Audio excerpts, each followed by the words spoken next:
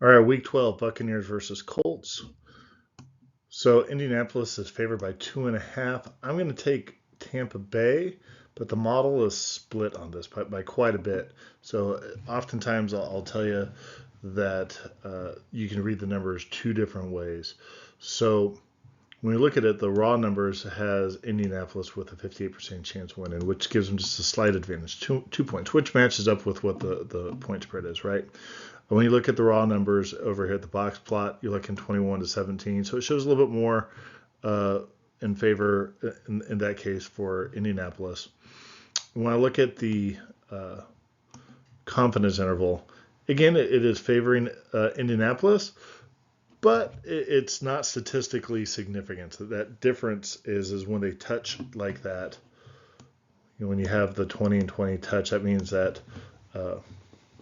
that if we did maybe another 200 samples, that mean might get closer or could separate, but it's just saying it's only 95%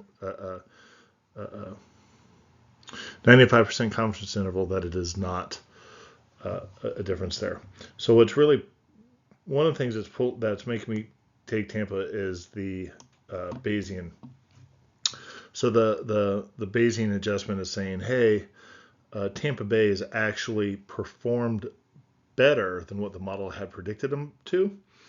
Um, and when you kind of look at some numbers, you can definitely see that Tampa has some, they don't have a good rushing game. They have a mediocre passing game. I think Baker Mayfield, when he's good, is good. I think when he tries to push too much, he tends to throw interceptions. Um, and then they've got not a bad defense, but it's better against the rush than it is against the pass. And then when we come over here to Indianapolis, they're just mediocre all the way through. So it's one of these. This is not going to be one of the better games of the NFL this week. But nonetheless, if you're in a pool where you have to pick something, uh, again that 2.5 point spread, I have a feeling it's also got to do with some of the home field advantage as well. So hold your nose and take a pick if you really must. Neither of these teams are good, and it's really difficult to pick a winner when both teams can be erratic. So let's go and take a look at some of the numbers here. So definitely better passing game over here with Tampa Bay, better running game over here with Indianapolis. So we can see how that shakes out. The way that the point and the adjustment come out to say is that Tampa actually tends to play better than what the models suggest. So, and then it also shows them that Indianapolis is perhaps not quite as good as what the models suggest to kind of level some of that out, which might explain some of these higher numbers in some cases. But both teams both teams have poor records, so they're going to be getting some garbage yards here as well. Let's come on over here to the right. Both teams, in fact, if you look at both of these charts, they look nearly identical. Both teams are struggling with their sacks.